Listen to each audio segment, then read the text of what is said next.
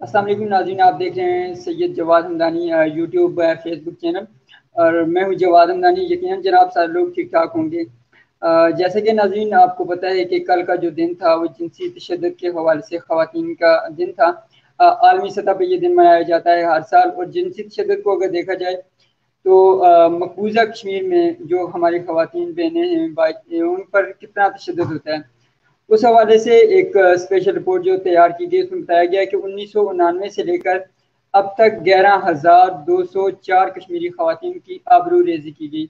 ये एक बहुत बड़ी तादाद है जिसमें मकबूजा कश्मीर की खवातीन को इस ढाल के तौर पे उनकी जो असमत दही की जाती है, एक ढाल के तौर पे, एक हथियार के तौर पे उसे इस्तेमाल किया जाता है। खवातीन को पर तशद्दुद तो किया ही किया जाता है, उसके अलावा वहाँ पर उनकी आबरू रेजी की जाती है। इस हवाले से हम आज खुसूसी गुफ्तगू करेंगे। हमारे साथ प्रोग्राम में मौजूद हैं हुमा मुर्तज़ा साहिबा, डायरेक्टर हैं अल बसीरा की। उन्हें प्रोग्राम में खुश आमदीद करते हैं। अस्सलाम वालेकुम।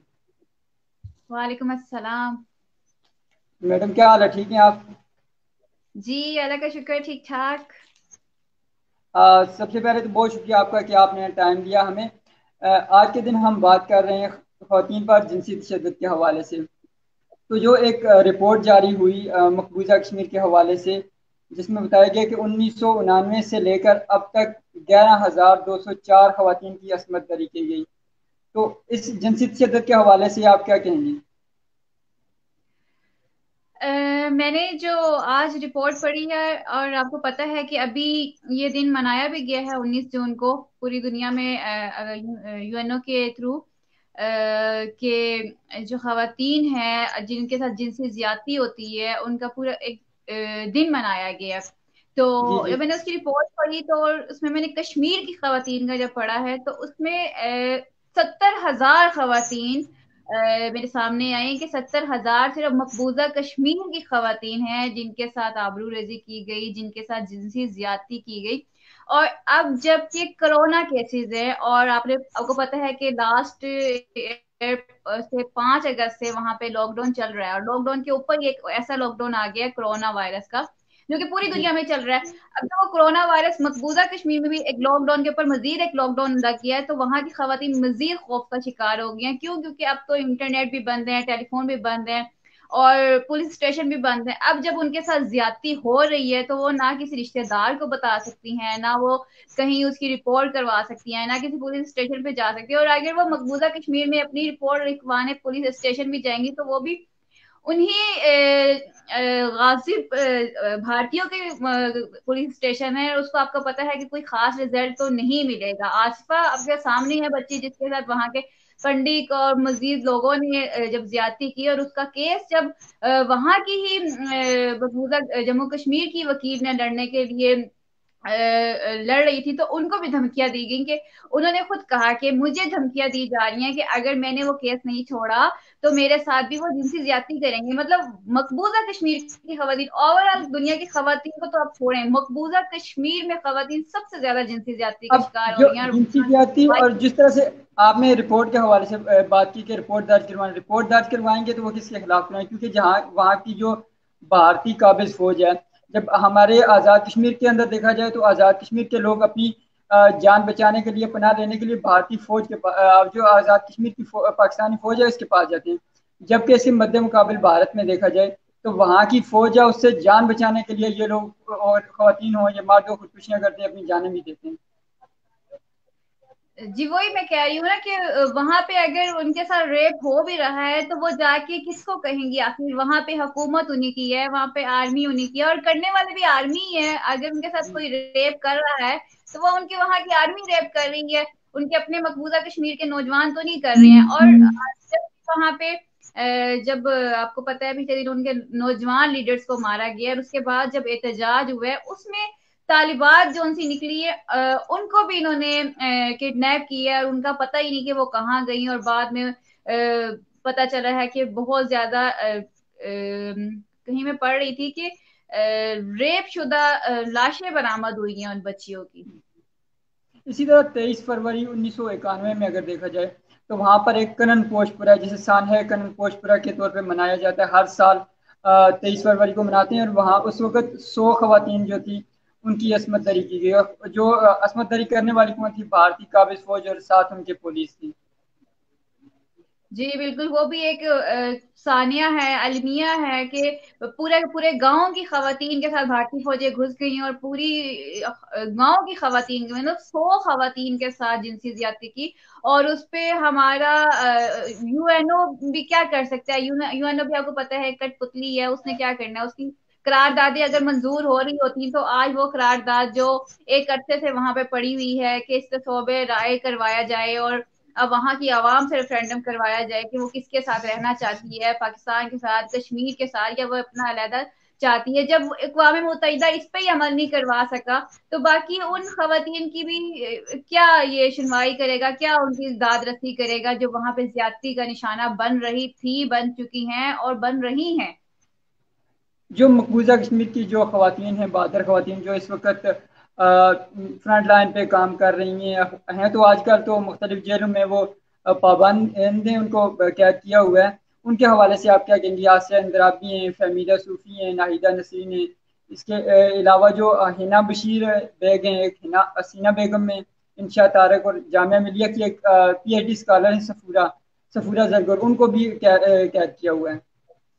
और ये सब तलहार जेल में है, इनको कैद करके तलहार जेल में रखा गया और वहां पे भी इनको मुख्तलिफ किस्म की अजियतें दी जाती हैं। खुदा खुदा जाने कि इनके साथ वहां पे भी जेलों में भी क्या पता जिनसी ज्यादती करते हों ये लोग, इन खवातीन के साथ भी जी क्या पता इन्होंने क्या क्या जुल्म ढाए होंगे वहां पे, क्योंकि उनका कोई अता पता तो है नहीं और कोई भी एनजीओ भी उनको कोई काम नहीं कर रही है। कोई भी बाहर की जो ह्यूमन राइट्स कमीशन है या ह्यूमन राइट्स की एनजीओ अदारे हैं वो भी इस सिलसिले में कोई इकदाम तो नहीं कर रहे हैं कि उन खवातीन को, उन लीडर्स को छुड़ाने के लिए कुछ करें। और पता नहीं उनमें से कितनी जिंदा हैं या मर चुकी हैं और कितनों के साथ ज्यादती हो चुकी है और वो वहां पे किस तरह सरवाइव कर रही हैं।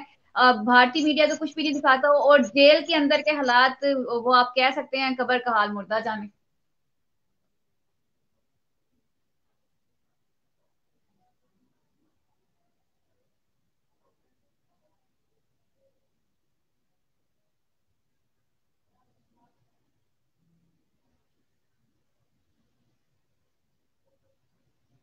आवाज आ रही है आपको मेरी?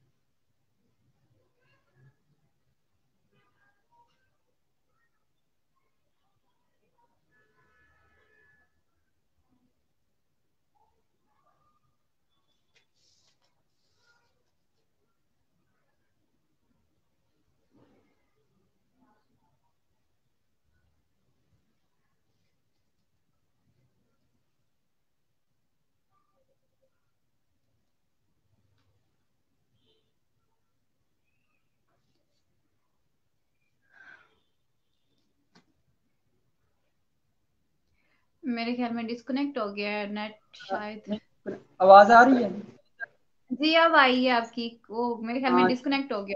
हाँ, इंटरनेट की वजह से बीच में डिस्कनेक्ट हो गया था। तो मैं इसी वाले से बात कर रहा था कि जो मकबूजा कश्मीर में जो ह्यूमन राइट्स की जो तंजीमें काम कर रही हैं, उनके हवाले से भी देखा जाए तो उन्होंने भी यही कहा कि जो भारत में मकबूजा कश्मीर तो है ही, वहाँ पर तो है ही मसला, लेकिन भारत के अंदर भी जो खवातीन है वो किसी भी तरह से भारतीयों से महफूज नहीं है। नहीं, मकबूजा कश्मीर में तो ह्यूमन राइट्स कमीशन की कोई तंजीमें मेरा नहीं ख्याल के काम कर रही हैं। अगर काम कर रही होती वो नजर आती है। फलस्तीन में जुल्म होता है तो वहाँ की वीडियोज और वहाँ की छोटी छोटी चीजें वहाँ क्योंकि मौजूद होता है मीडिया और वो कैप्चर करता है, वो दिखाता है। लेकिन हमने मकबूजा कश्मीर में गैर मुल्की मीडिया को नहीं देखा है कि वो दिखाता होगा वहां पे जुल्म क्या हो रहा है, ज्यादती क्या हो रहा है, क्योंकि वहां पे तो अव्वल तो अलाउ ही नहीं है और दूसरा लॉकडाउन चल रहा है तो बिल्कुल ही उन्होंने खत्म कर दिया हुआ है। किसी को भी इजाजत नहीं है कि वहां की वीडियो बनाने की। और भारत की बात करें तो भारत में आपको याद है कि पिछले दिनों एक लड़की के साथ रेप करके उसकी लाश को जला दिया था जी और जी। वो 3 नौजवान थे जिन्होंने ये किया था। उसके बाद उनका केस चला भी है, मेरे ख्याल में किसी एक को शायद सजा भी हुई है, लेकिन ऐसे दर्जनों केस हैं जो भारत में होते हैं, इंडिया में होते हैं, जो मंजरे आम पे नहीं आते, वो तो मंजरे आम पे अब सोशल मीडिया की वजह से एक केस मंजरे आम पे आ गए तो चलो उसको सजा मिल गई, लेकिन हजारों लड़कियां वहां भी जिनसी ज्यादती का शिकार हो रही हैं, रेप का शिकार हो रही हैं। और भारत मोदी सरकार, मेरा नहीं ख्याल कि वो वैसे ही नाकाम हुकूमत है वहां की, और वो इस सिलसिले में कुछ नहीं कर सका। उसे लगा कि शायद उसने कश्मीर पे, मकबूजा कश्मीर की जो आर्टिकल चेंज करके उसकी सूरत हाल हाँ। बदल दी है या उसको अपना इलाका कर दिया, लेकिन आपने देखा कि चाइना ने अब किस तरह लद्दाख पे कब्जा करके मोदी को ये जवाब दिया है कि अभी भी जो मकबूजा कश्मीर है वो एक मुतनाज़ा इलाका ही है, और अगर मुतनाज़ा ना होता तो चाइना की भी जरूरत ना होती कि वो लद्दाख पे कब्जा करता। अभी इसी हवाले से अगर आगे बात करें तो क्योंकि भारत इस वक्त जो गैर मुस्तकिल रुकन बन चुका है अक़वाम मुत्तहिदा की सलामती कौंसिल का, तो आप क्या समझते हैं कि जहाँ पे मनसिफ हो बैठे हों, जहाँ पे लोग इंसाफ करने वाले बैठे हों, और उनके दरमियान में एक ऐसा इंसान और ऐसा एक मुल्क हो कि जो लगातार वहाँ पर अपने ही लोगों पे जुल्म कर रहा हो, तो उसका बैठना वहाँ पे मुनासिब है? नहीं, अगर आप सलामती कौंसिल की बात करें तो वहां जितने भी रुकन ममालिक बैठे हुए हैं वो कोई इतने दूध के धुले हुए नहीं बैठे हुए। अगर अमेरिका की भी हम बात करें तो अमेरिका में अभी सिया फार्म के साथ क्या किया है, और उसके खिलाफ जब वहां की आवाम निकली है, सड़कों पर आई है, और तो ट्रम्प की जब आप ट्वीट देखेंगे तो उसकी ट्वीट से पता चल जाएगा कि उसने किस तरह आगे से अपनी आवाम के लिए फजूल अल्फाज इस्तेमाल किए हैं। और उनका कोई वहां पे जब सिया फार्म की हकूक को वो लोग क्या कहते हैं, इस्तेहसाल कर रहे हैं, तो आपको क्या लगता है कि जो अपने जो अमेरिका जहाँ पे यूएनओ है, जहाँ पे यूएनओ का मरकज है, जब उसके अपने मुल्क में ही एक आवाम महफूज नहीं है, एक अकलियत महफूज नहीं है, तो वो वहां पे अगर भारत भी जाके बैठता है तो भारत और अमेरिका में कोई फर्क नहीं है, दोनों ही जुल्म ढा रहे हैं। बल्कि अमेरिका तो सरे फरिश्त है, उसने तो और भी ज्यादा ममालिक पे कब्जे किए हैं। अफगानिस्तान हमारे सामने है, इराक हमारे सामने है, उसके बाद आपने और भी मुख्य कंट्रीज पे इसने हमले किए हैं। तो वो इसकी तो खैर बर्बरियत की मिसालें बहुत हैं। और भारत तो खैर मकबूजा कश्मीर में ही अभी तक लगा हुआ है, वहां पे भारत के भी बाप बैठे हुए हैं। आज जो हम महाजरीन का भी आलमी दिन मनाया जा रहा है, क्योंकि महाजर वो होता है जो एक जगह से हिजरत करके दूसरी जगह जाता है, तो उनके लिए आप क्या कहेंगे? क्योंकि पाकिस्तान के अंदर भी 1947 में जब पाकिस्तान बना तो काफ़ी लोग हिजरत करके आए, और इसी तरह आज़ाद कश्मीर के अंदर भी बहुत बड़ी तादाद है जो मकबूजा कश्मीर के लोग इस वक्त आज़ाद कश्मीर के अंदर हिजरत करके भारत के मजालिम से तंग आके यहाँ पर आए हुए हैं।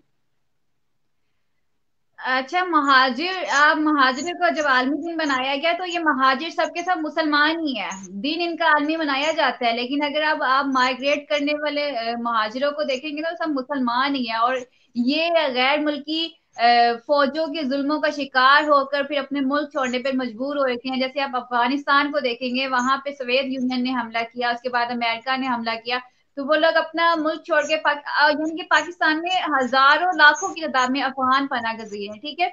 उसके बाद जब ये बर्मा में जुल्म हुआ है तो वहां से लोगों ने निकल के पनाह लिया मुख्तलिफ जगह। शाम में जब हुआ है तो शाम से लोग गए हैं बाहर के मुल्कों में पनाह लेने के लिए।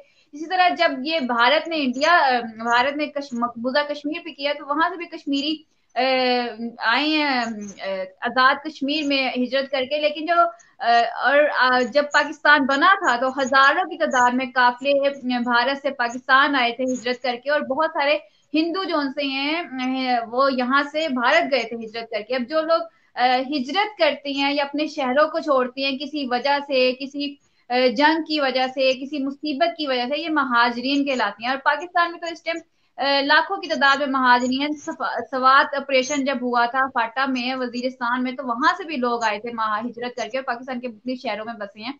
इस तरह कश्मीर से भारतीयों के जुल्म का शिकार बनने वाले वहां से निकल के आजाद कश्मीर में आके बसे हैं। तो ये मतलब देखे तो जितने भी महाजिर हैं ये सब के सब मुसलमान हैं, और ये सताए हुए हैं अपने ही गैर मुल्की जो सी फौजी हैं उनके जुल्म का शिकार हैं। जब बाहर की कंट्री से बर्मा पे जब जुल्म हुआ है तो ये मुसलमान ने तो नहीं किया, ठीक है, शाम पे हुआ है या इराक पे हमला हुआ है, तो ये बाहर की कंट्री से सताए हुए लोग हैं जिन्होंने हिजरत करने पे मजबूर हो गए हैं। मतलब अगर आप ये देखिए, ये अलमी है कि हमेशा मुसलमानों ने हिजरत की है, मुसलमान ही इस मुसीबत पे तंग रहे हैं। बाहर से किसी आपने 54 ममालिक देखे जब आप उठा के जो गैर मुस्लिम है, उनमें वो लोग तो हिजरत नहीं करते हैं ऑस्ट्रेलिया से, अमेरिका से, या कनाडा से, या स्विट्जरलैंड से, या बेल्जियम से तो कोई हिजरत नहीं करके आता। हमेशा मुसलमानों को हिजरत करनी पड़ती है। ये भी हमारा अलमिया है कि हमारे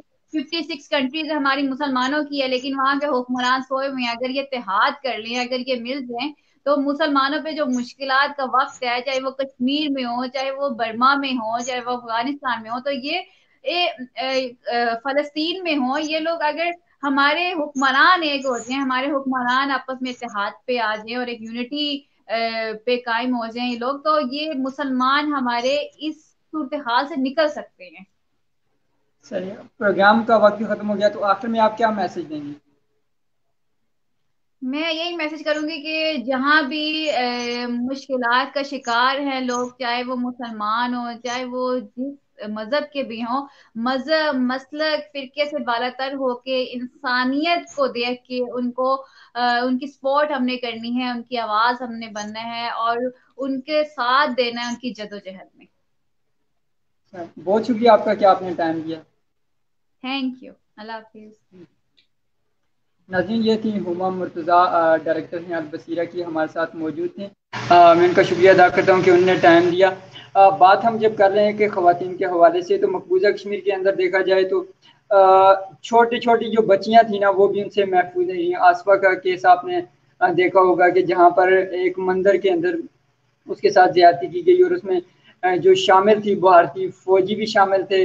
उस मस्जिद का उस मंदिर का एक जो उनका बातगुजार जो उसे कह रहे थे, वो भी साथ शामिल थे, सारे लोग शामिल। तो मकबूजा कश्मीर की जो खवातीन हैं, उनकी जिंदगियां हमेशा से तंग रही हैं, और जंगी हथियार के तौर पर इसे भारत में मकबूजा कश्मीर के अंदर खवातीन की जो आबरू रेजी की जाती है, वो इसे एक हथियार के तौर पर इस्तेमाल करते हैं, ताकि खवातीन को ज़हनी तौर पर इतना टार्चर किया जा सके कि वो अपने घर वालों को मजबूर करें। जो नौजवान लड़के हैं या बड़े हैं जो जाते हैं जहाद के लिए, तो उन्हें इस चीज़ से रोका जाए। तो हमारी दुआ है कि अल्लाह ताला उनकी मुश्किलात आसान करें, और उनका जो मिशन और मकसद है भारत से आज़ादी का, वो इसमें कामयाब हों। इसी के साथ सैयद जवाद हमदानी को दीजिए इजाज़त। इंशाअल्लाह कल एक नए टॉपिक के साथ और नए मेहमान के साथ दोबारा हाजिर होऊंगा। इजाज़त दीजिए। अल्लाह हाफिज़।